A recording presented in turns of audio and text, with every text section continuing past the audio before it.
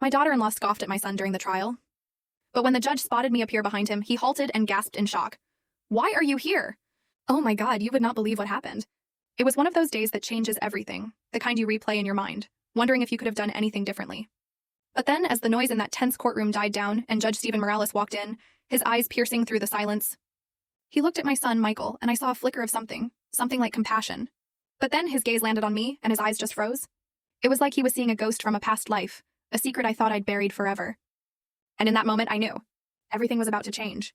I walked slowly towards the defense table, every step feeling like a march into battle. When I placed my old leather briefcase on that wooden surface, the sharp thud echoed through the room like a declaration of war. I pulled out the chair and sat next to Michael, feeling his hand tremble under mine. The silence that fell was suffocating. All you could hear was the clerk's pen scratching on paper. Judge Morales leaned forward, his eyes wide, his usual solemnity completely gone. He said almost in a whisper, "Why did you come here?" That question hit the room like a blast of cold wind, chilling everyone to the bone. Jessica, Michael's estranged wife, frowned, looking at me with suspicion. Her parents whispered to each other, their faces full of distrust. Michael, my son, lifted his head, his gaze confused but holding a fragile spark of hope. Seeing him like that, my heart ached. He didn't know. No one in that room knew that I wasn't just a mother. I had been someone else. Someone everyone in Chicago knew and called by name. Less than an hour before that moment, the Chicago sky was gray and heavy, just like my heart. I stood by our old car, carefully helping Michael with each shaky step.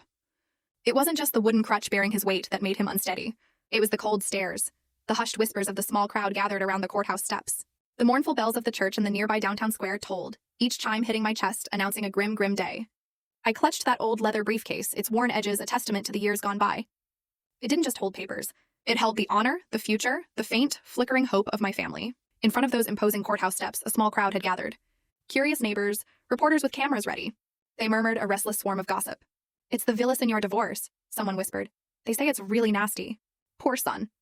My heart sank, but I kept my face cold, betraying no weakness. Then a luxury car pulled up sharply behind us. The door swung open and Jessica emerged. She was wearing a bright red Gucci dress, the color of defiance, as if screaming to the world that she was the victor. Dark sunglasses covered half her face, but they couldn't hide the arrogant, self-satisfied smile on her lips. Her parents and her brother followed her, heads held high, walking as if they already had victory in. Full story video added in below.